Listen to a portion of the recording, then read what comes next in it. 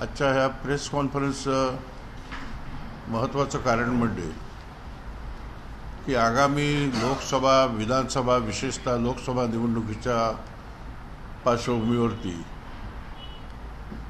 भाजपा विरोधात मोदींना विरोध करण्यासाठी म्हणून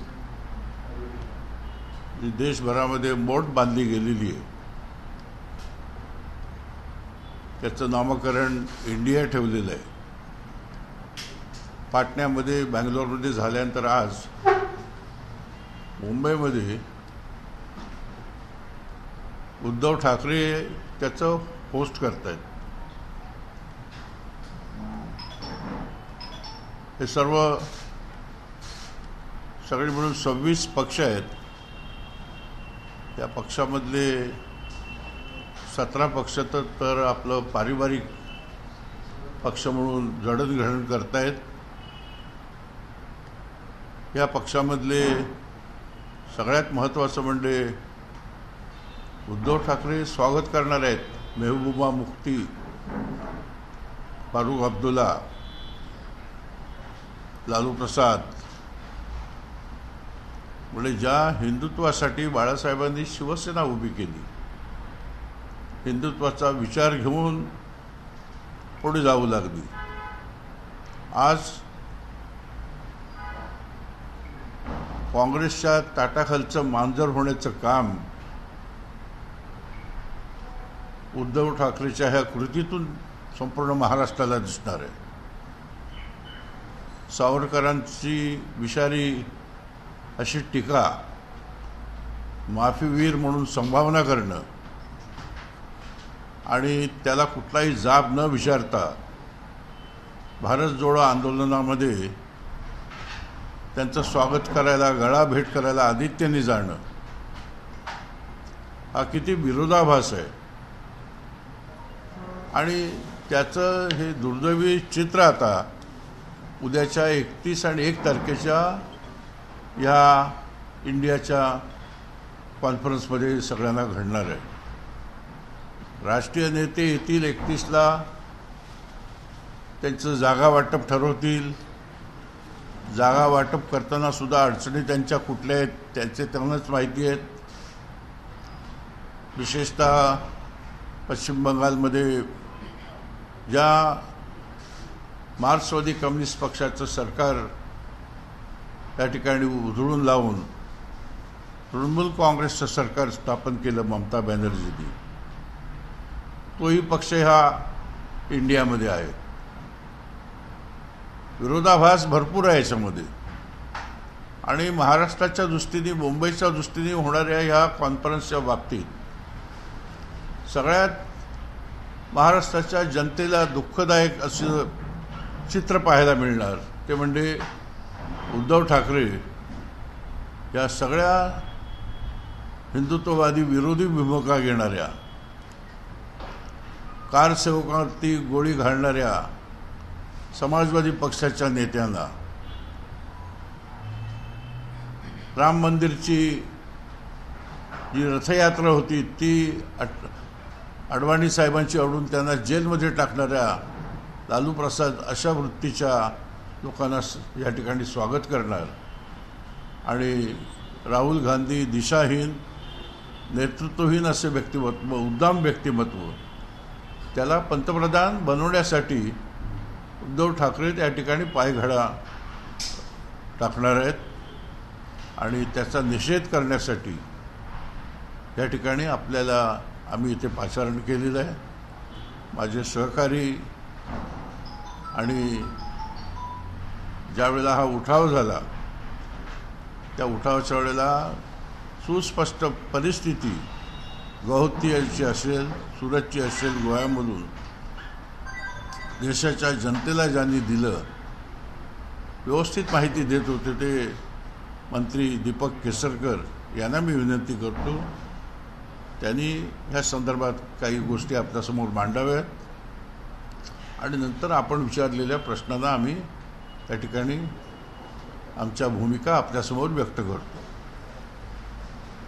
ज्या मुंबईमध्ये आज हे सर्व पक्ष एकत्र येत आहेत ती मुंबई बाळासाहेबांची मुंबई म्हणून ओळखली जाते, ज्या ठिकाणी सेल्युलर जेलमधून स्वातंत्र्यवीर सावरकरांची पाठी काढली गेली, त्याला मणिशंकर अय्यरांची काय स्थिती बाळासाहेबांनी केलेली होती हे महाराष्ट्राची जनता विसरू शकत नाही.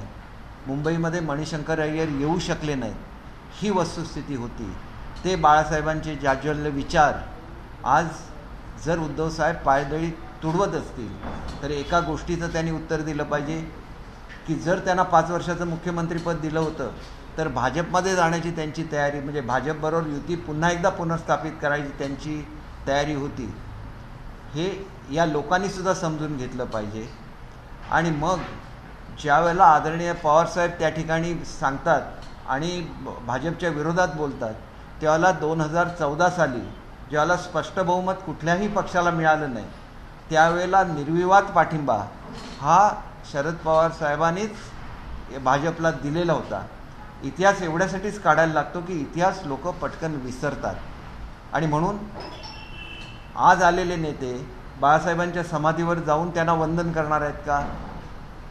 आज स्वातंत्र्यवीर सावरकरांच्या झालेल्या अपमानाबद्दल जाब विचारला जाणार आहे का?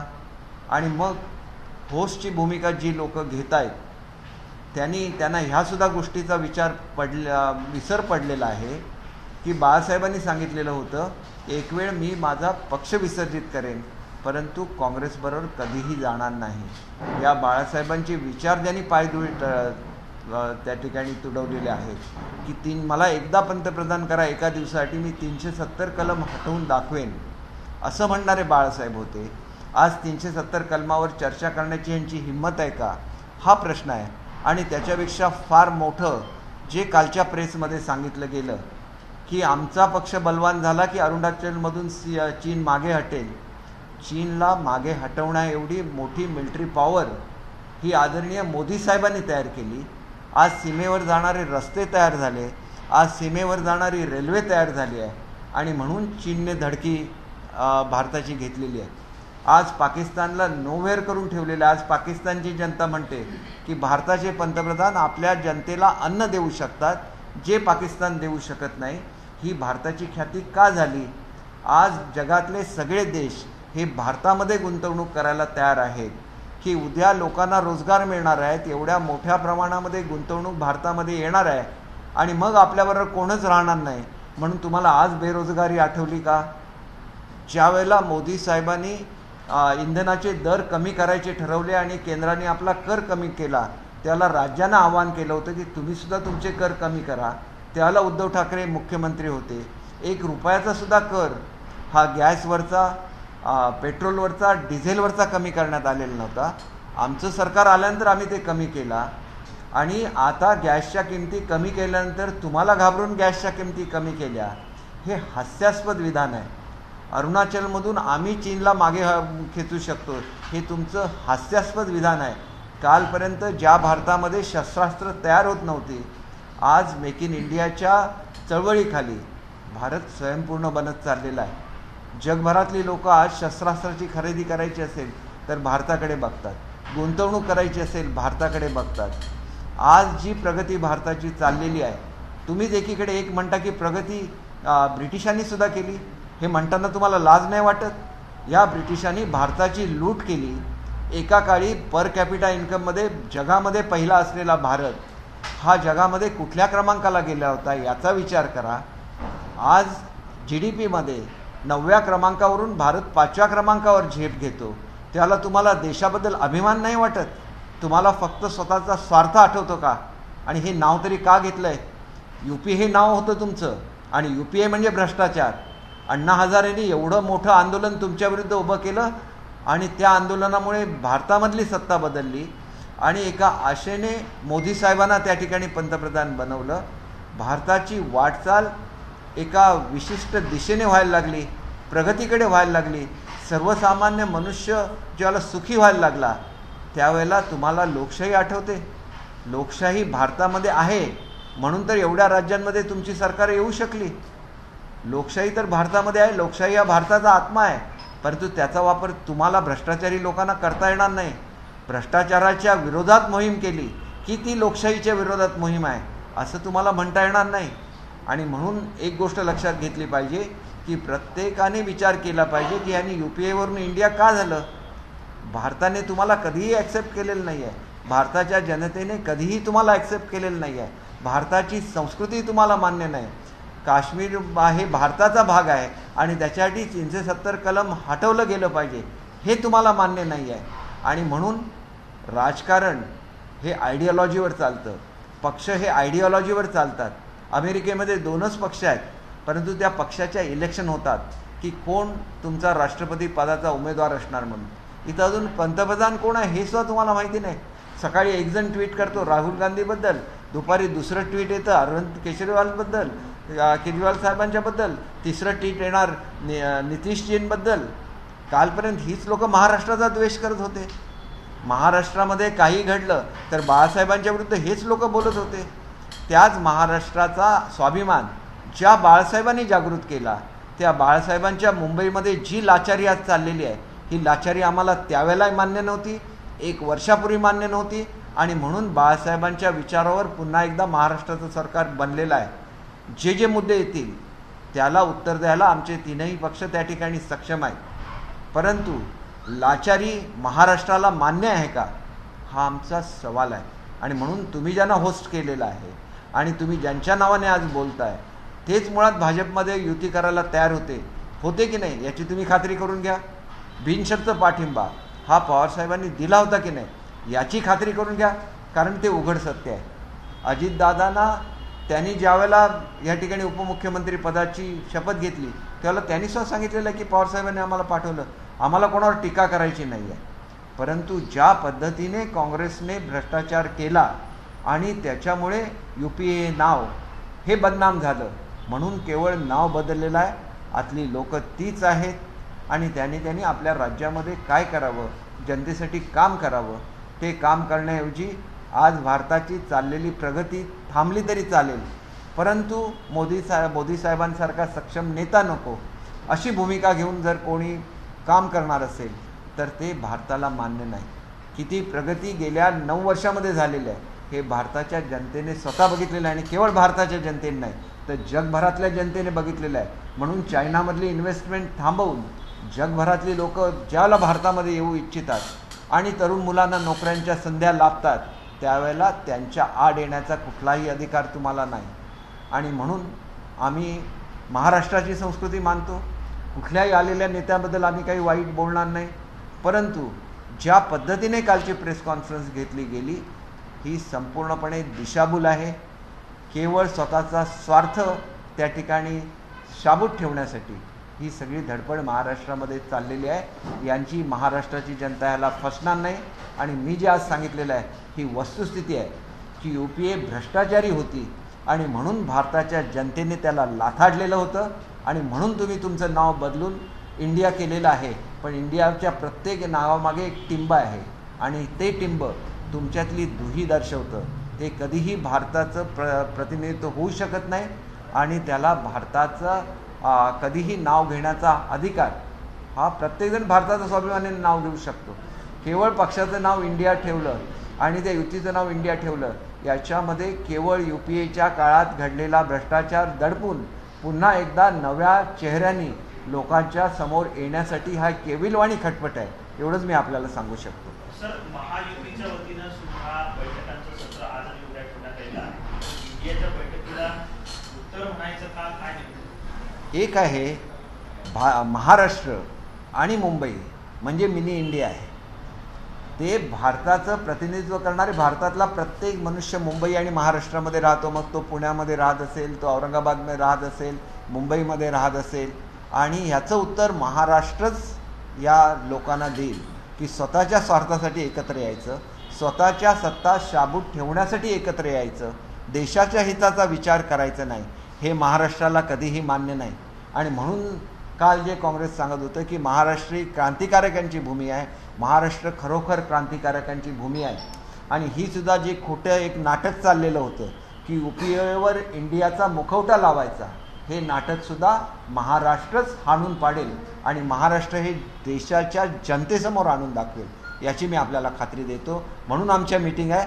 मीटिंगमध्ये आमची चर्चा होईल उत्तर देताना आम्ही तिन्ही पक्ष एकत्र बसू आणि एक ठोस असं उत्तर देऊ की जे खऱ्या अर्थाने उत्तर या एकत्र जाणणे. आणि हा प्रयोग पूर्वीसुद्धा भारतामध्ये झालेला आहे. 17 महिने चालू शकलं नाही ते सरकार. कसल्या गोष्टी करता तुम्ही सरकार चालवण्याचं? विचारधारा एकत्र नसेल तर सरकारच चालवता येत नाही. आपला देश प्रगतीपासून वंचित होतो आणि हे भारताची जनता कधीही मान्य करणार नाही. या इंडियाच्या बैठकीमध्ये शरद पवार यांना मोठी जबाबदारी मिळण्याची चर्चा चालू आहे. त्यांना संयोजक पद मिळेल. त्यांना हे पद मिळाल्यानंतर काही फरक पडेल असं वाटतं? एक गोष्ट अशी आहे, मी तुम्हाला आत्ताच सांगितलेलं आहे, 2014मध्ये बिनविरोध पाठिंबा हा भाजपला का दिला? स्थिर सरकार पाहिजे म्हणून दिला ना. आज भारताला सुद्धा स्थिर हे पाहिजे. त्यांनीच आपल्या भूमिकेचा पुनर्विचार केला पाहिजे. एकदा सीटचं वाटप सुरू झाल्यानंतर किती भांडणं ह्याच्यामध्ये होतात हे सुद्धा लोकांच्या समोर येईल. राज्यामध्ये तुम्ही एकत्र इलेक्शन्स लढवणार आहेत का हे सुद्धा त्यांनी जाहीर केलं पाहिजे. राज्यामध्ये एकामेकाच्या उरावर बसणारी लोक ही आज एकत्र एका स्टेजवर बसत आहेत केवळ एका उद्देशामुळे. भारताची प्रगती चाललेली आहे. एवढी प्रगती जर अशीच चालू राहिली तर उद्या इतर पक्षांचं अस्तित्व भारतामध्ये राहणार नाही. या भीतीपोटी सगळी लोक आलेली आहेत. प्रत्येकाला स्वतःच्या अस्तित्वाची काळजी आहे. स्वतःच्या राज्यामधल्या असलेल्या अस्तित्वाच्या काळजीपोटी देशाचं हित हे पणाला लावायची त्यांनी तयारी केलेली आहे. त्याच्यामुळे एकच प्रश्नाचं तुम्ही उत्तर द्या, UPA का बंद केली? UPA हे भ्रष्टाचाराचं प्रतीक आहे आणि त्या भ्रष्टाचाराचं प्रतीक असलेला प्रत्येक जण त्या ठिकाणी, लालू प्रसादना आम्ही नाही टाकलं जेलमध्ये, काँग्रेसने जेलमध्ये टाकलेलं होतं ना. मध्ये भ्रष्टाचाराचं प्रतीक नाही आहेत का? UPAतला प्रत्येक नेता हा भ्रष्टाचाराच्या आरोपामध्ये नव्हता का? एवढं मोठं आंदोलन अण्णा हजारेंनी त्यांच्याविरुद्ध का चालवलेलं होतं? आणि आज भ्रष्टाचारांच्या विरोधामध्ये कारवाई करणं म्हणजे लोकशाहीला कुठेतरी मागे ठेवणं असा अर्थ त्याचा होतो का? याचं उत्तर प्रत्येकाने शोधलं पाहिजे. UPA होती. UPA आजसुद्धा तेवढीच भ्रष्ट आहे आणि आजसुद्धा स्वतःचा पंतप्रधान जाहीर करण्याचं सुद्धा ते हिंमत करू शकत नाहीत. ज्या क्षणी पंतप्रधानाचा चेहरा जाहीर करतील त्या ठिकाणी यांचे तुकडे तुकडे झाल्याशिवाय राहणार नाही. ही आमची भूमिका आहे. आजची भूमिका ही महाराष्ट्राची भूमिका, आमच्या राज्याची भूमिका, आमचं असलेलं बाळासाहेबांच्या विचाराशी असलेली आमची बांधिलकी आणि आमची युती ही NDAपेक्षा जुनी आहे. भारतातली झालेली ती पहिली युती आहे आणि ती बाळासाहेबांनी केलेली युती आहे. हिंदुत्वाच्या विचारावर केलेली युती आहे. ही युती महाराष्ट्रामध्ये तर अखंड राहणारच, पण हिंदुत्वाचा संदेश घेऊन संपूर्ण राष्ट्र एकत्र ठेवणार याची मी आपल्याला खात्री देतो.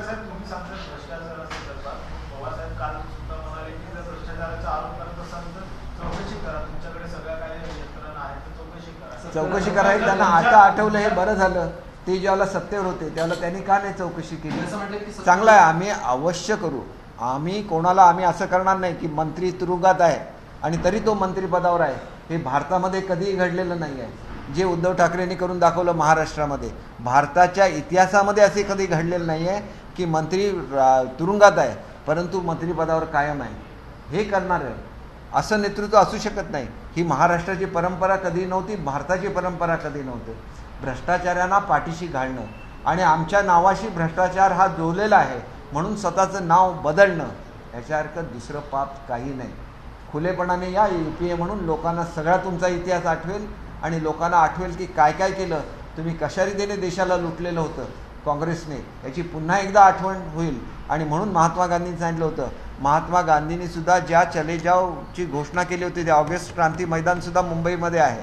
त्यांनी सांगितलेलं होतं की एकदा स्वातंत्र्य मिळालं की काँग्रेस बरखास्त करा, कारण पुढे येऊन ही लोक काय करणार आहेत, भ्रष्टाचाराने देश कसा लुटणार आहेत हे महात्मा गांधींना माहिती होतं.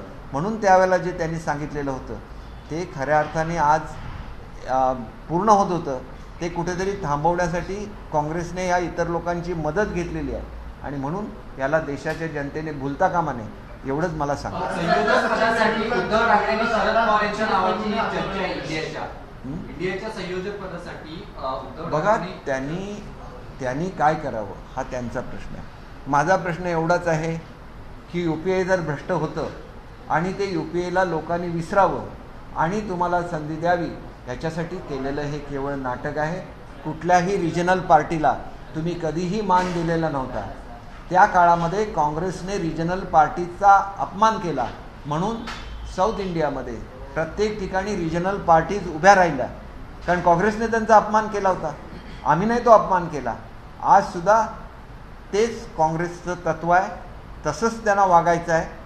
केवळ आपण एवढे दुर्बळ झालेलो आहोत की एकट्याच्या जीवावर आपण मोदी साहेबांशी आणि भाजपशी आणि त्यांच्या मित्रपक्षाशी लढा देऊ शकत नाही. म्हणून काँग्रेसने हा सहारा घेतलेला आहे. आज एकच राष्ट्रीय पक्ष सर्वत्र आहे. आणि तुम्ही जर मला पवारसाहेबांच्याबद्दल सांगत असाल तर त्या ठिकाणी नागालँडमध्ये काय आहे? नागालँडमध्ये त्यांनी भाजपच्या सरकारला पाठिंबा दिलेला आहे. त्याच्यामुळे मला काय, त्यांच्यावर ते ज्येष्ठ नेते आहेत, त्यांना एखादं चांगलं मत मिळालं आम्ही त्यांचं अभिनंदन करू, पण त्याने भारताची जनता फसणार नाही, महाराष्ट्राची जनता फसणार नाही, एवढं आम्हाला अत्यंत ठामपणे सांगायचं आहे. म्हणून काल जे बोललं गेलं तेवढा पुढचं आम्ही उत्तर दिलेलं आहे. सगळ्यांचं आम्ही स्वागत करतो, महाराष्ट्राची ती परंपरा आहे. पण तुम्ही ज्यावेळेला महाराष्ट्रामध्ये काही बोलाल त्यावेळेला त्याचं उत्तर द्यायला महाराष्ट्राचं सरकार आणि आमचे पक्ष सक्षम आहेत. आणि आम्ही ती एकत्र प्रेस कॉन्फरन्स घेऊ आणि प्रत्येक गोष्टीचं उत्तर देऊ. निदान आताचा एका प्रश्नाचं उत्तर त्यांनी तरी शोधून काढावं की खरोखर जर 5 वर्षाचं मुख्यमंत्रीपद दिलं असतं तर उद्धव ठाकरे भाजपबरोबर राहिले असते की नाही, याचं ह्या देशातून आलेल्या नेत्यांनी याचं उत्तर शोधलं पाहिजे. पवारसाहेबांनी का बिनशर्त पाठिंबा दिला होता भाजपला, याचं उत्तर शोधलं पाहिजे. आणि नंतर महाराष्ट्राच्या भूमीमध्ये येऊन हे सगळं बोललं पाहिजे. महाराष्ट्राची भूमी क्रांतिकारकांची भूमी आहे. म्हणूनच या महाराष्ट्राच्या भूमीमधून तुम्ही UPAचं नाव का बदललं आणि UPA भ्रष्टाचारासाठी लोकांनी त्यांना हाकललं होतं की नाही भारतामधून, याचं उत्तरसुद्धा या आघाडीच्या नेत्यांनी दिलं. सर, एक प्रश्न असा आहे की बॅनर्स लागलेले आहेत, बाळासाहेब ठाकरेंचा फोटो आहे आणि त्या फोटोवर लिहिलेलं जसं आता गौरव बोलले की माझ्या शिवसेनेची काँग्रेस होऊ देत नाही, याच्यातून आपण आलेल्या पाहुण्यांना सांगताय की बाळासाहेबांची ही भूमिका होती आणि आता उद्धव ठाकरेंची भूमिका बदलली. नेमके ह्या बॅनरच्या माध्यमातून काय सांगायचं? बॅनरच्या माध्यमातून खरा संदेश द्यायचा आहे की महाराष्ट्राची जनता ही बाळासाहेबांच्या विचाराबरोबर आहे आणि बाळासाहेबांना काँग्रेस कधीही मान्य नव्हतं. ही जी काय लाचारी चालली आहे ही लाचारी आम्हाला मान्य नाही, महाराष्ट्राच्या जनतेला मान्य नाही, मुंबईच्या जनतेला मान्य नाही. हाच संदेश खऱ्या अर्थाने या पोस्टरमधून येतो. पंतप्रधान पदासाठी उमेदवारी अद्याप जाहीर झाली नाही आहे. सध्या अनेक पक्ष एकत्र आलेले आहेत. भविष्यामध्ये उद्धव ठाकरे यांचं नाव जर पंतप्रधान पदाच्या शर्यतीत आलं तर आपली भूमिका काय राहणार? एक गोष्ट आपण लक्षात घ्या की लाचारी करून पंतप्रधानपद मिळालं असतं तरी ते बाळासाहेबांनी घेतलेलं नसतं. बाळासाहेब म्हणजे तडेजोडपणा, बाळासाहेब म्हणजे जाज्वल्य हिंदुत्व. हिंदुत्वाचं आपण मुख्यमंत्रीपदासाठी मी तुम्हाला सांगितलेलं आहे, मुख्यमंत्रीपद 5 वर्ष मिळू शकलं नाही म्हणून युती तोडायची, युतीबरोबर जायचं, पुन्हा ठरवायचं, ते तोडायचं, मला 5 वर्ष मुख्यमंत्री करा तरच आम्ही युतीमध्ये एकत्र आहोत. ही भूमिका देशाच्या हिताची भूमिका नाही. इथं देशाच्या हिताच्या संदर्भात देशामध्ये कोणी राज्य करावं या संदर्भात ही मीट आहे. आणि त्याच्यामुळे मला निश्चितपणे तुम्हाला सांगायचं आहे की अशी दिशाभूल प्रत्येकजण आपापल्या राज्यामध्ये करणार ना. नितीश कुमार म्हणणार बिहारचा मुख्यमंत्री होणार आहे, महाराष्ट्रामध्ये सांगायचं हे मुख्यमंत्री होणार आहेत, दिल्लीमध्ये अरविंद केजरीवालने सांगायचं ते मुख्यमंत्री होणार आहेत, तिथं स्टॅलिनने सांगायचं ते मुख्यमंत्री होणार आहेत, ममता दिदीने सांगायचं त्या मुख्यमंत्री नाही पंतप्रधान होणार आहेत. किती पंतप्रधान एका देशाला? एका देशाला एक पंतप्रधान लागतो, खंबीर लागतो, देशाचं कल्याण करणारा पंतप्रधान लागतो. आणि ते पंतप्रधान एकच आहेत आणि त्यांचं नाव नरेंद्र मोदी आहे. त्या फाईल्स आता उपमुख्यमंत्री देवेंद्र फडणवीस यांच्या माध्यमातून माझ्याकडे पाठवा असं शिंदे म्हणत आहे. त्याच्यामुळे कुठेतरी महायुतीमध्ये विसंवाद आहे अशा पद्धतीची. महायुतीमध्ये कुठलाही विसंवाद नाही. आज संध्याकाळी आम्ही सर्वजण भेटणार आहोत. त्याच्यानंतर आमची जी प्रेस होईल, आजचा मुद्दा हा महाराष्ट्र आणि महाराष्ट्रामध्ये एकत्र आलेले हे सगळे भारतातले प्रादेशिक नेते यांच्या संदर्भातला आहे. महाराष्ट्राची संस्कृती म्हणून आम्ही त्यांचं स्वागत करतो.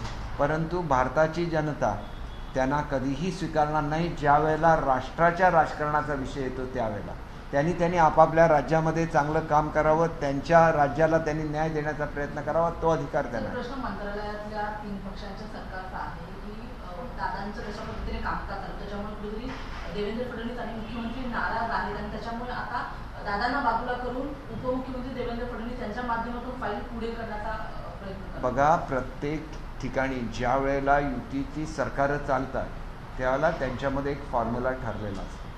शेवटी मुख्यमंत्री हे राज्याचे प्रमुख असतात. कुठलाही निर्णय घेण्याचा अधिकार हा मुख्यमंत्र्यांना असतो आणि तो अधिकार सर्वच लोक मान्य करत असतात, दादासुद्धा मान्य करत असतात. त्याच्यामुळे मी दादांशी ज्या ज्या वेळेला चर्चा करतो त्यावेळेला ते नेहमी सांगत असतात की हा माझा निर्णय आहे, परंतु उद्या मुख्यमंत्री महोदयांना वाटलं की वेगळा निर्णय घ्यावा तर मुख्यमंत्री म्हणून त्यांना तो अधिकार आहे. शेवटी अनेक वर्ष प्रशासनामध्ये काम केल्यानंतर दादांनासुद्धा या गोष्टीची माहिती आहे आणि त्याच्यामुळे केवळ ज्या लोकांना वाटतं की राज्यामध्ये कुठेतरी असंतोष व्हावा म्हणून हे प्रश्न वेळोवेळी काढले जातात. या प्रश्नामध्ये कुठलंही तथ्य नाही. जी काय सरकारची सिस्टम असते त्याप्रमाणे सरकारचे मुख्य हे मुख्यमंत्री असतात. काही लोक असे मुख्यमंत्री झाले की त्यांच्या काळामध्ये कोणीही थेट सरकार चालवत असे, कुठले कॅबिनेट मंत्री आपापलं डिपार्टमेंट चालवत असे. दादांचंसुद्धा त्यावेळेला पूर्ण हे चालत होतं, कारण त्यावेळेला मुख्यमंत्र्यांना आपले अधिकार वापरण्याचे कसे आहेत ते माहिती नव्हते, प्रशासनाची माहिती नव्हती. त्यांना केवळ मुख्यमंत्र्यांच्या खुर्चीमध्ये इंटरेस्ट होता, कोण हे राज्य चालवतं ह्याच्यामध्ये त्यांना इंटरेस्ट नव्हता. राज्य हे एका दिशेने आणि प्रगतीच्या दिशेने चालायचं असेल तर सर्वांमध्ये कोऑर्डिनेशन राहिलं पाहिजे. ज्या राज्याच्या सिस्टम्स असतात सर्वांनी फॉलो केल्या पाहिजे. ही शिस्त आम्ही सगळेजण मानतो आणि म्हणून त्या शिस्तीप्रमाणे आम्ही महाराष्ट्राला न्याय देऊ, महाराष्ट्र मोठं करू. आज अनेक गुंतवणुका येत असताना मुंबईच्या जनतेची जी दिशाभूल काल उद्धव ठाकरे साहेबांनी करण्याचा प्रयत्न केलेला आहे त्या उद्धवजींच्या स्टेटमेंटचा आम्ही कडाडून विरोध करतो. एक तर असं म्हणायचं की महाराष्ट्रातल्या गुंतवणुका बाहेर चाललेल्या आहे आणि ज्यावेळेला 1 बिलियनची इकॉनॉमी आपण तयार करायची आणि त्याच्यासाठी केंद्राची मदत घ्यायची म्हटलं तर मग मुंबई फोडण्याचा हा डाव आहे असा विनाकारण कांगावा करायचा. असे कांगावा करून आणि अशा रीतीचं सहानुभूतीचं राजकारण हेच त्यांच्याकडे फक्त शिल्लक आहे. एकीकडे आपणच म्हणायचं की महाराष्ट्रातली गुंतवणूक बाहेर चाललेली आहे आणि महाराष्ट्रामध्ये आणि विशेषतः मुंबईमध्ये गुंतवणूक यावी याच्यासाठी जर केंद्राची मदत केली तरी आपण ओरड करायची. ही ओरड निरर्थक आहे. केवळ लोकांच्या भावना भडकवण्याचा हा प्रकार आहे. त्याला कोणीही बळी पडू नये अशी आमची सगळ्यांना नम्र विनंती आहे.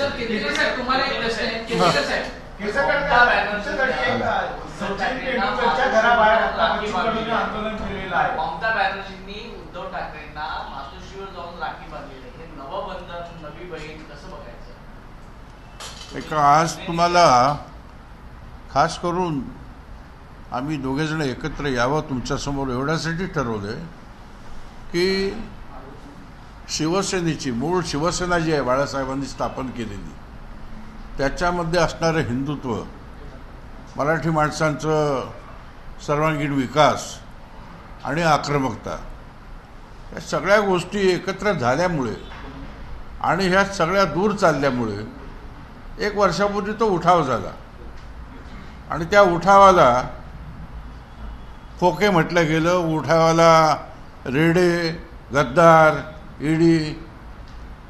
आता हे सिद्ध होतंय या इंडियाच्या उद्धव ठाकरेच्या स्वागताध्यक्षाच्या रूपाने की हे किती खरं आहे. हे महाराष्ट्रासमोर अधोरेखित जावावं म्हणून आम्ही तुमच्यासमोर आलो आज. हे सांगून कारण अनेक अन्याय झाले, पुष्कळ आमचं दिशाभूल केली गेली महाराष्ट्राची. पण प्रत्यक्ष उद्धव ठाकरे ही शिवसेना घेऊन कुठे चाललेत मी रिपीट करत नाही. म्हणजे ज्या काँग्रेसच्या ताटाखालचं मांजर म्हणून ज्या काँग्रेस विरहित मी माझी शिवसेना चालवीन, कधी मी काँग्रेस होऊन देणार नाही म्हणणाऱ्या बाळासाहेबांचा शिवसेनेचा विचार पायदळीत उडवला. हा सगळा महाराष्ट्राला कळला पाहिजे. ज्या लालू प्रसादनी त्या ठिकाणी चारा घोटाळा केला, जंगलराज केलं, ज्यांनी अटल रामरथ अडवला अडवाणींचा, त्यांना जेलमध्ये टाकलं, ज्यांनी शरीफ नदीवरती त्या समाजवादी पक्षाच्या मुख्यमंत्र्यांनी गोळ्या झाडल्या कारसेवकांवरती, हे अधोरेखित झालं पाहिजे. 370 कलमाचा फायदा घेऊन मेहबूबा मुफ्ती तिचा PDP आणि नॅशनल कॉन्फरन्स हे जे काय फायदे उचलत होते त्यांचं स्वागत करतायत उद्धव. राहुल गांधीला त्या ठिकाणी मुख्यमंत्री करायला जात आहेत उद्धव. हे पुन्हा अधोरेखित झालं पाहिजे. आणि म्हणून घाईघाईने आम्ही याच्यासाठी आलो आहे. बाकी ते काय चर्चा करतील, पंतप्रधानांचा उमेदवार कोण असेल, त्यांच्यामध्ये तुम्हाला माहीत आहे की एकंदर 26 पक्ष आहेत. 26 पैकी तुम्ही बघा 17 पक्ष तर पारिवारिक पक्ष आहेत, स्वतःच्या पुढच्या पिढीला भविष्यात काहीतरी मिळावं म्हणून तो उद्देश ठेवून एकत्र आलेले आहेत. ते भविष्यात त्यांना शक्य होणार नाही. ह्या सगळ्या गोष्टी येणाऱ्या निवडणुकीत कळेल. परंतु आमची भूमिका शिवसेनेची पुन्हा एकदा आपल्यामार्फत महाराष्ट्राला कळावे म्हणून मी सांगतोय की उद्धवचा हा जो स्टँड आहे तो पुन्हा एकदा महाराष्ट्राच्या जनतेसमोर ह्या कृतीतून त्या ठिकाणी स्पष्ट होतोय. तुम्ही तुमची उद्या बैठक होणार आहे, त्याच्यामध्ये सीट वाटप संदर्भात चर्चा होणार आहे. तुम्ही बोलला होता की लोकसभेच्या 22 जागा तुम्ही लढवणार, पण आता अजित पवारांचा एनसीपी पक्ष सुद्धा तुमच्या सोबत आलेला आहे. तर आता जागा वाटपांची काय? आता हे बघा, प्रत्येक ह्याला युतीला एक इतिहास असतो. 19च्या निवडणुकीमध्ये 26 आणि 22 वाटप, 26 आणि 22 वाटपमध्ये एकंदर आले शिवसेना BJPचे 26-28 वाटपातून 41, 7 इतर आले. 7 पैकी 4 शरद पवारांचे आले, राष्ट्रवादीचे. त्यातला एक आता अजित पवारांबरोबर आहे आणि 3 नाही आहेत. आता आमचा हिशेब असा आहे की तुम्ही लढलेत किती, तो हिशेब आम्ही मांडू वाटपाच्या वेळेला. आमच्या वाट्याला किती होते, शिवसेनेच्या 22 होते, ते आम्ही आता मागणार. 23-22 आमचे होते आणि त्यांचे 26 होते. आता जर पक्ष अजित पवारांचा आलेला आहे आणि त्यांचं लोकसभेमधले विद्यमान 4 आहेत, तर 4 पैकी ते किती लढले होते त्याचा हिशेब करून त्या ठिकाणी वाटप होईल. हिंदी में एक बात कीजिए कि सरकार साहब आपसे भी एक बार समझना चाहेंगे, जिस तरह से कल उद्धव ठाकरे ने भूमिका रखी उसको लेकर आप लोगों को क्या मत है, क्योंकि ये अधिकृत शिवसेना होने का दावा आप लोग करते हैं. एक तरफ जो गठबंधन में लोग शामिल हैं, 370 का विरोध करने वाले लोग हैं, वीर सावरकर को गाली देने वाले लोग हैं. अब सर जैसे कि आपने जिक्र किया कि जब जो रथ यात्रा थी उसको रोकने वाले लोग हैं लालू यादव, जब कार सेवकों पर गोली चलाने वाले लोग हैं, ऐसे लोगों के साथ में मंच साझा कर रहे हैं उद्धव ठाकरे. कौन? उद्धव ठाकरे. हाँ, वही बोला, हिंदी में चाहिए ना. देखिए कि आप तो मैं जो बोला वो रिपीट किया, मेरे को बोलने की जरूरत नहीं. आप बोलो कि ये कार सेवक को गोली चलाने वाले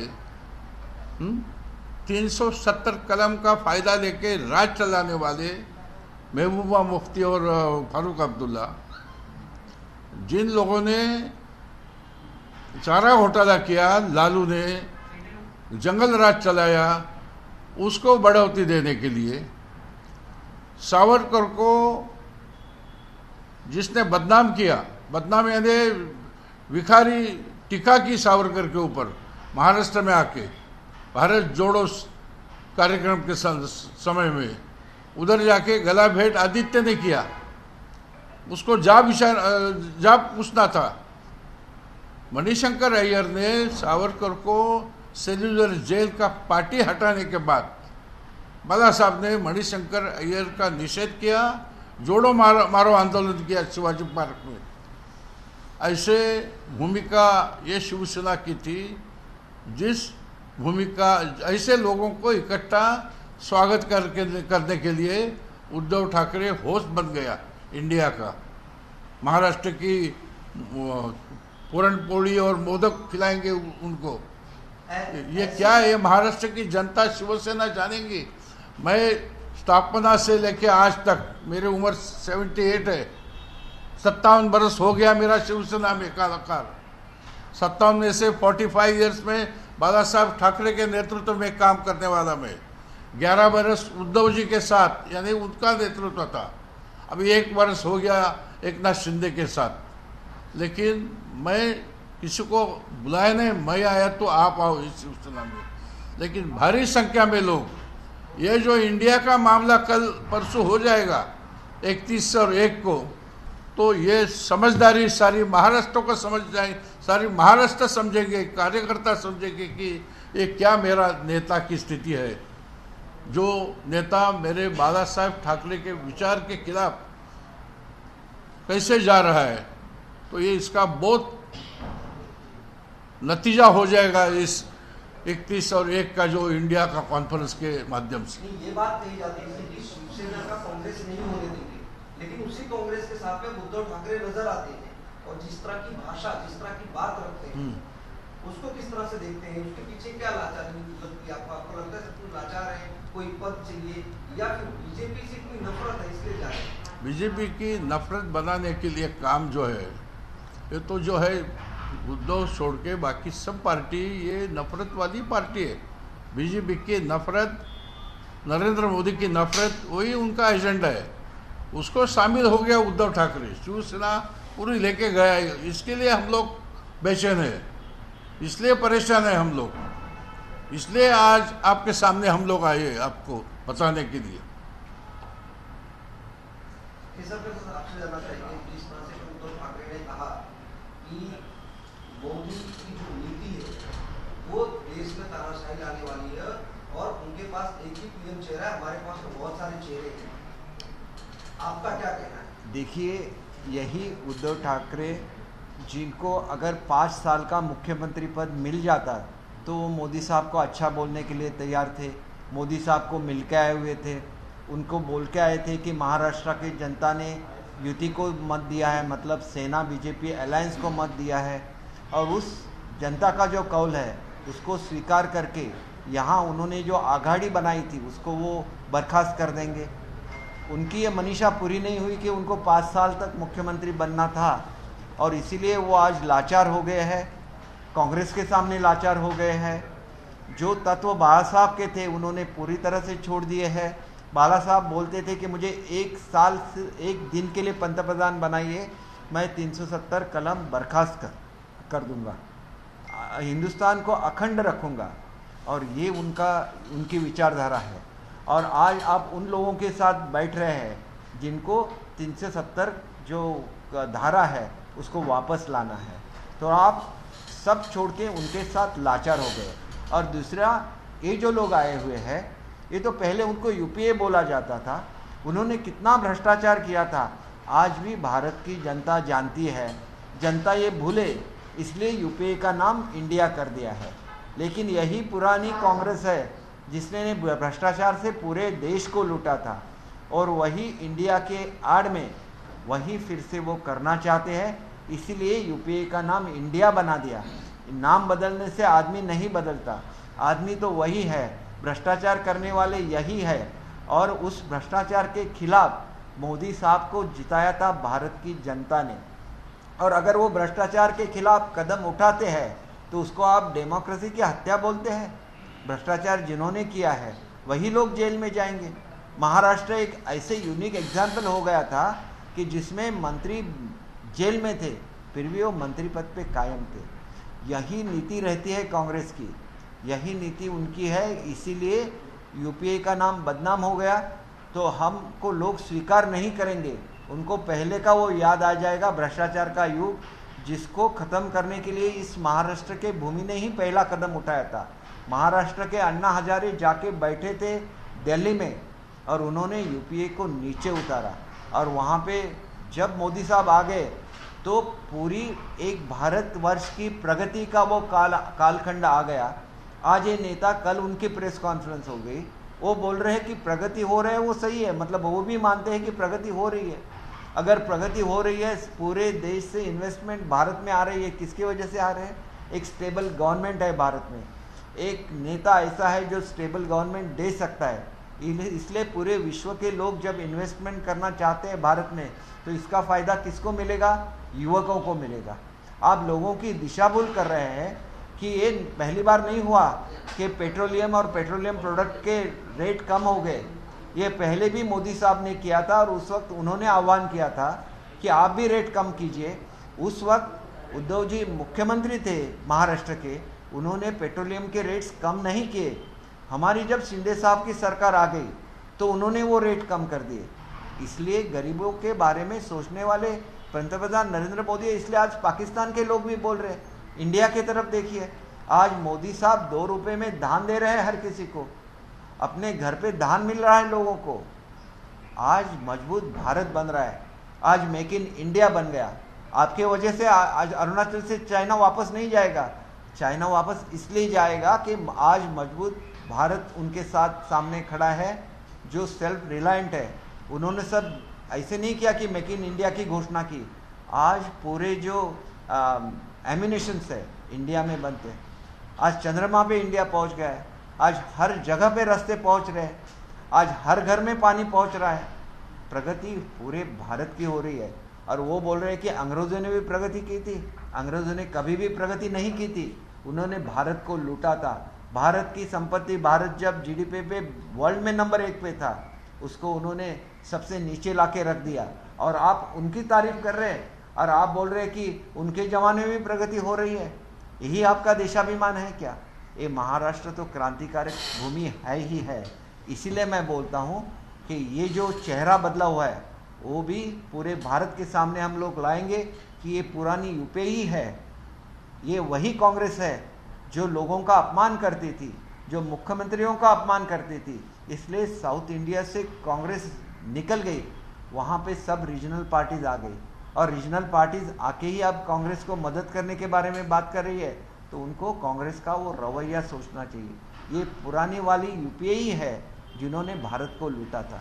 जैसे ब्रिटिश लोगों ने लूटा था भारत को, यूपीए ने भी लूटा था।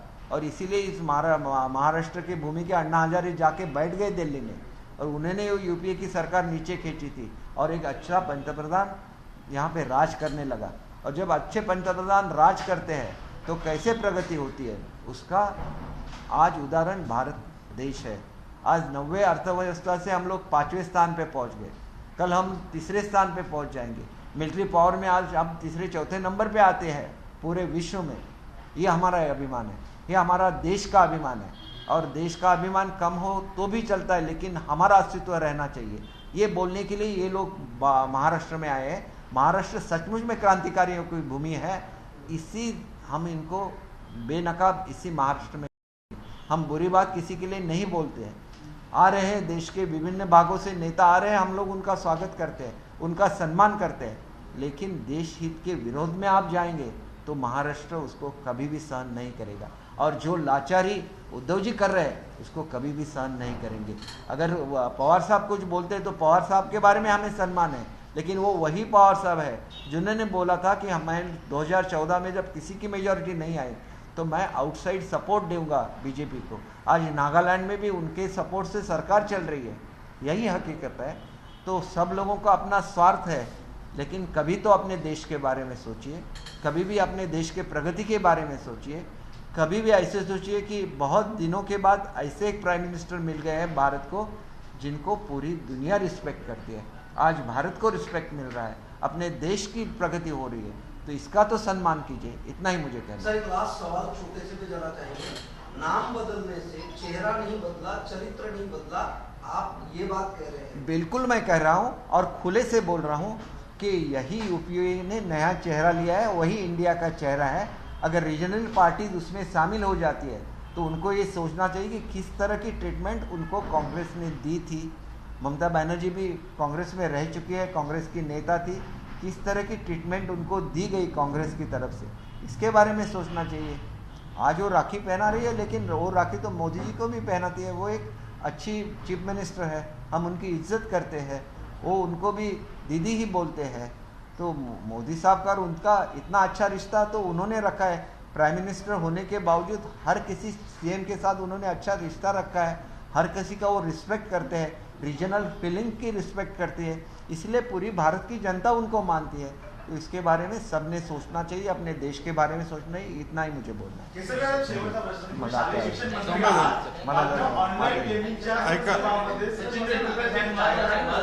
हाँ, ऑनलाईन गेमिंगच्या संदर्भात सचिन तेंडुलकर जाहिरात करतात, यासाठी बच्चू कडू खूप आक्रमक झालेले आहेत। आज सचिन तेंडुलकरच्या घराच्या बाहेर प्रोटेस्ट किया, बच्चू कडू उनके समर्थन आंदोलन करण्यात आलं। एक गोष्ट आपण लक्षात घेतली पाहिजे की सचिन तेंडुलकरांच्या बद्दल सर्वांना रिस्पेक्ट आहे। त्यांना भारतरत्न हा किताब मिळालेला आहे। ऑनलाईन गेमिंगच्या संदर्भात त्यांनी जाहिरात करावी की न करावी याचा विचार त्यांनी स्वतःहून केला पाहिजे।